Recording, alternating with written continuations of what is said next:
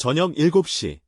하루의 피로를 풀며 소파에 기대어 쉬고 있는 평화로운 시간입니다. 갑자기 거실 탁자 위에 놓인 스마트폰이 짧게 진동하며 정적을 깹니다. 화면을 켜자 당신의 눈길을 사로잡는 것은 아주 익숙한 이름 하나입니다. 그리고 그 아래에는 짧지만 강렬한 문장이 적혀 있습니다. 엔드코트. 요즘 시간 어때? 오랜만에 얼굴이나 보자.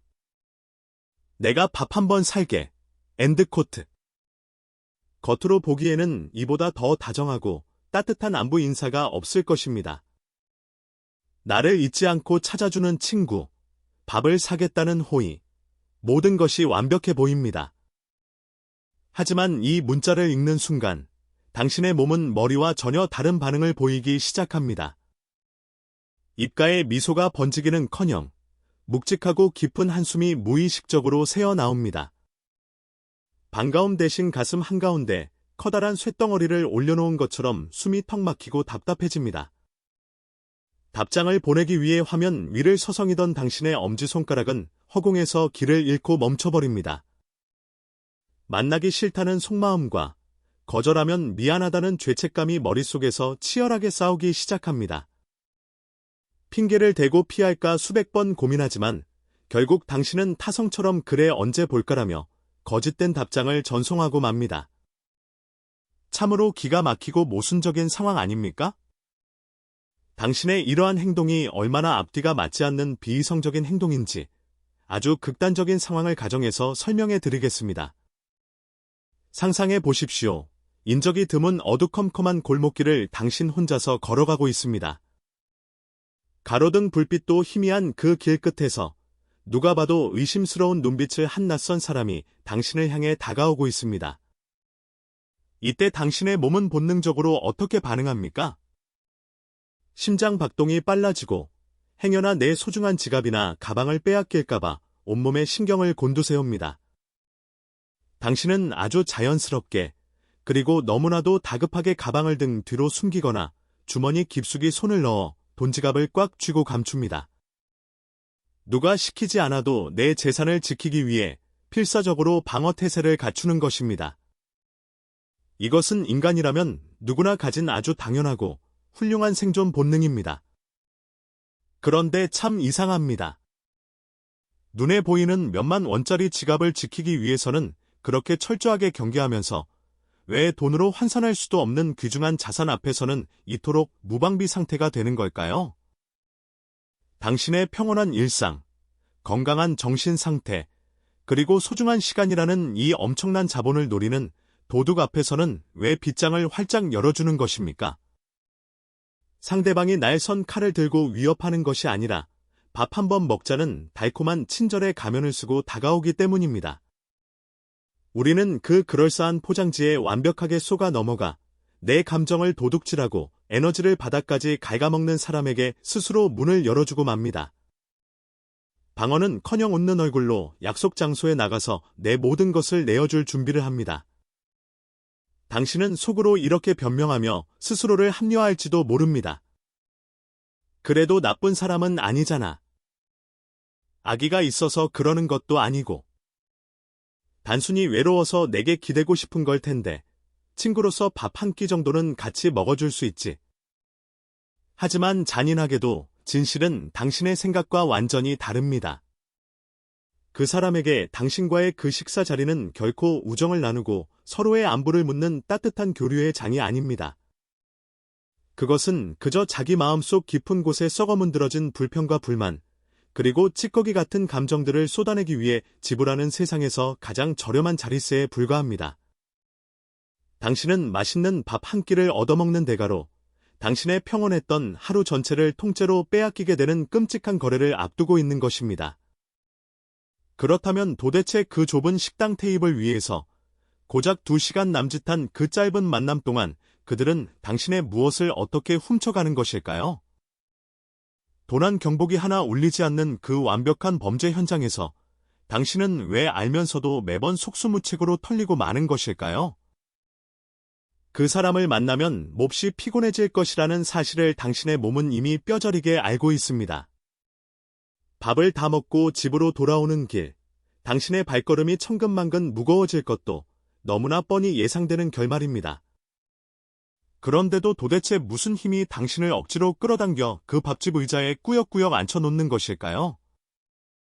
그 답은 바로 우리가 알고 지낸 세월이라는 너무나도 무겁고 끈적끈적한 함정 때문입니다.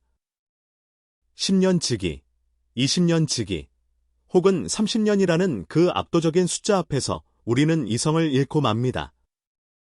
우리는 단지 오랜 시간 알고 지냈다는 그 사실 하나만으로 상대방이 저지르는 무례함과 감정적 착취에 대해 무한한 면죄부를 발행해줍니다. 행동경제학에서는 인간의 이러한 어리석은 습성을 가리켜 이미 쏟아부은 시간과 노력이 너무 아까워서 잘못된 궤도에서 벗어나지 못하는 치명적인 착각이라고 정의합니다. 어려운 학문적 용어 대신 당신의 뼈를 때리는 아주 현실적이고 일상적인 비유를 들어 설명해 보겠습니다. 당신이 아주 오래전에 남들이 다 좋다고 해서 비싼 돈을 주고 산 주식이 하나 있다고 가정해 봅시다. 처음에는 기대도 컸고 수익이 날 거라고 굳게 믿었습니다. 하지만 어찌된 일인지 그 주식은 해가 갈수록 가격이 떨어지기만 해서 이제는 계좌를 열어보는 것조차 고통스러운 휴지 조각이 되어버렸습니다.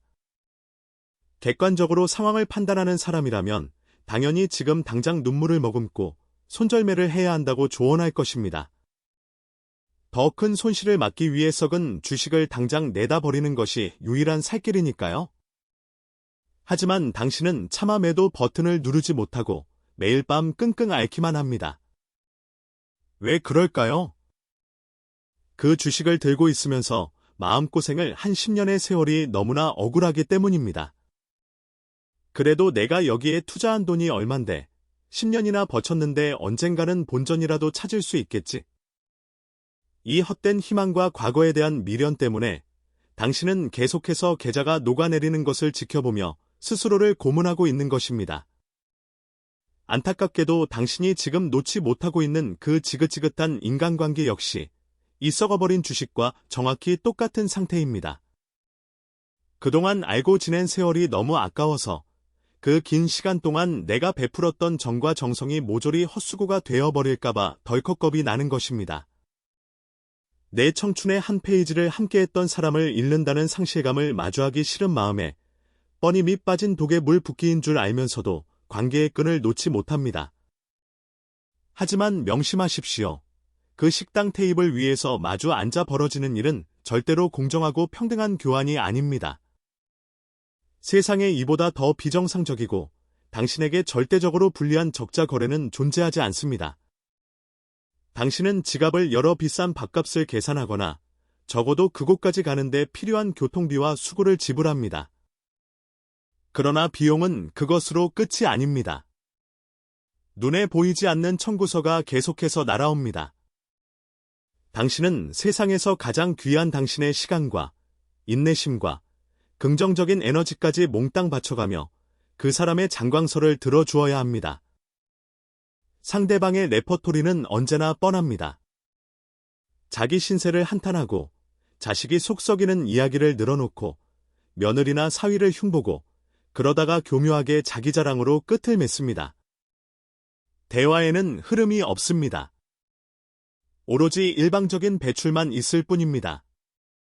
당신이 조심스럽게 당신의 고민이나 일상 이야기를 꺼내려 하면 그들은 아주 자연스럽게 말을 끊고 다시 자기 이야기로 대화의 주도권을 빼앗아 갑니다. 그 숨막히는 2시간 동안 당신이 할 수 있는 일이라고는 영혼 없는 눈빛으로 고개를 끄덕이고 적당히 맞장구를 쳐주는 것뿐입니다. 그렇게 기나긴 식사가 끝나고 무거운 발걸음으로 집으로 돌아왔을 때 당신이 양손 가득 들고 오는 전리품은 과연 무엇입니까? 우정이라는 이름의 따뜻한 위로입니까? 아닙니다. 그것은 남이 쓰다 버린 악취가 진동하는 감정의 쓰레기 봉투뿐입니다. 그 사람은 당신에게 자기 마음속의 오물들을 시원하게 다 쏟아버리고 아주 홀가분한 발걸음으로 돌아갔을 것입니다. 당신은 제발 당신 자신을 대단한 성인군자로 착각하지 마십시오. 나는 인내심이 강하니까, 나는 마음이 넓으니까 불쌍한 친구의 투정을 다 받아주는 대인배라고 스스로를 포장하며 위안하지 마십시오. 그들의 눈에 비친 당신은 자비로운 구원자가 아닙니다. 아주 냉정하고 직설적으로 말씀드리자면 당신은 그저 심장이 뛰고 있는 살아 움직이는 감정 쓰레기통일 뿐입니다. 상처받은 영혼을 치유해주는 병원도 아니고 진지하게 인생의 방향을 논의할 멘토도 아닙니다. 그저 돈 한 푼 내지 않고 자신이 원할 때 언제든 마음대로 억눌린 감정을 배설하고 떠날 수 있는 세상에서 가장 만만하고 편리한 하수구라는 뜻입니다. 제 말이 너무 가혹하고 뼈아프게 들리십니까?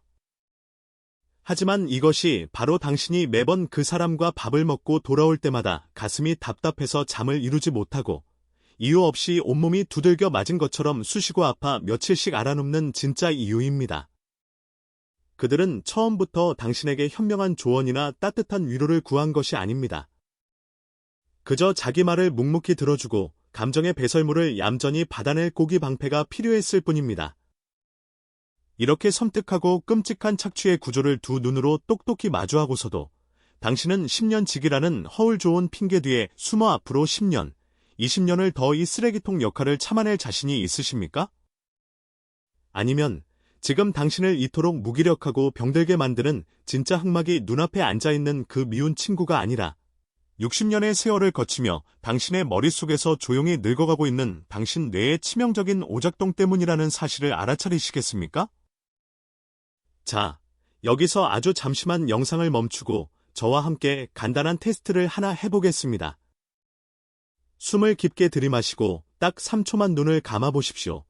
그리고 최근 일주일 혹은 한 달 이내에 당신에게 밥 한 번 먹자며 끈질기게 연락해온 사람들 중에서 머릿속으로는 수천 번 거절하고 싶었던 바로 그 사람의 얼굴을 천천히 떠올려 보십시오.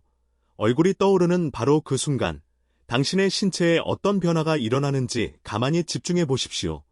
명치끝이 꽉 막힌 것처럼 답답해지고, 호흡이 얕아지며, 이유 없이 어깨가 뻐근해지는 불쾌한 압박감이 느껴지지 않으십니까? 이것은 단순한 기분 탓이 아니라 당신의 몸이 보내는 강력하고 절박한 거부 반응입니다. 만약 당신의 몸이 이토록 강렬한 고통의 신호를 보내고 있다면 지금 당장 영상 아래의 댓글 창으로 내려가서 이렇게 단 3글자를 적어주십시오. 동의함. 아니면 번거롭게 글을 쓸 필요 없이 이 영상의 좋아요 버튼을 한번 꼭 눌러주셔도 좋습니다. 이것은 단순한 유튜브 영상에 참여를 유도하는 가벼운 이벤트가 아닙니다. 이것은 저와 당신, 그리고 그 누구보다 소중한 당신 자신과 맺는 아주 엄숙하고 단호한 영혼의 계약서입니다. 오늘 이 시간, 이 순간을 기점으로 나는 더 이상 남의 썩은 감정을 받아내는 무료 쓰레기통 노릇을 하지 않겠다고 세상에 대고 선언하는 것입니다. 손가락을 움직여 타이핑을 하거나 버튼을 누르는 이 아주 작고 사소한 물리적 행동 하나가 당신의 뇌에 강력한 각인 효과를 일으켜 남은 인생의 궤도를 완전히 뒤바꿔 놓을 것입니다. 당신의 소중한 생명력을 무료로 착취당하는 그 미련하고 바보 같은 짓은 오늘 이 시간부로 영원히 끝입니다. 당신은 더 이상 무기력한 피해자가 아닙니다. 절대로 다시는 남의 감정을 달래주기 위해 당신 자신의 영혼을 갉아먹도록 방치하지 마십시오. 그렇다면 왜 유독 60세가 넘어가면 이런 인간관계가 견딜 수 없이 고통스러워지는 것일까요? 왜 젊었을 때는 웃어넘길 수 있었던 일들이 이제는 독약처럼 내 몸에 퍼지는 것일까요? 젊은 시절을 한번 떠올려 보십시오. 30살 때는 과연 어땠습니까? 친구와 밤새 술을 마시며 직장 상사 욕을 듣고 펑펑 울며 늘어놓는 하소연을 묵묵히 들어주어도 다음 날이면 거뜬했습니다. 그렇게 밤새 감정의 쓰레기통 역할을 하고도 다음 날 아침이면 샤워 한 번 하고 개운하게 출근을 했습니다. 나쁜 감정이나 스트레스 독소가 내 몸에 머무는 시간이 아주 짧았기 때문입니다. 하지만 60을 넘긴 지금은 어떻습니까? 커피숍에서 고작 2시간 앉아 남의 험담을 들었을 뿐인데 그 지독한 피로감이 3일, 아니 일주일 내내 당신의 숨통을 짓누릅니다. 어제 밥상머리에서 친구가 무심코 던진 뼈 있는 농담 한마디가 오늘 밤 당신의 이불 속까지 끈질기게 따라와 지독한 불면증을 만들어냅니다. 당신은 아마 스스로를 자책하고 있을지도 모릅니다. 내가 늙더니 속이 좁아졌나? 친구가 푸념 좀 한 걸 가지고 내가 왜 이렇게 예민하게 구는 걸까? 당장 스스로를 나쁜 사람으로 몰아가는 그 어리석은 자책을 멈추십시오. 절대로 당신의 성격이 꼬이거나 이기적으로 변한 것이 아닙니다. 이것은 철저하게 생존을 위한 뇌의 본능적인 방어 체계가 작동하고 있는 것입니다. 인간의 뇌는 나이가 60을 넘어가면 아주 냉혹하고 현실적인 판단을 내리기 시작합니다. 내게 허락된 시간과 에너지가 이제 얼마 남지 않았다는 것을 뇌 스스로가 본능적으로 깨닫는 것입니다.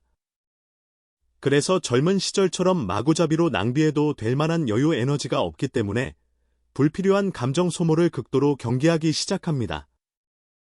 과거에는 하룻밤 자고 나면 깨끗하게 씻겨 내려갔던 타인의 부정적인 감정 찌꺼기들이 이제는 분해되지 않고 당신의 혈관을 타고 흐르며 몸을 병들게 합니다. 내 마음의 배터리를 충전하는 속도보다 남에게 방전되는 속도가 압도적으로 빨라졌기 때문입니다. 그러니 밥 한 끼 먹자는 연락을 피하고 싶은 그 마음을 도덕적인 잣대로 비난하지 마십시오.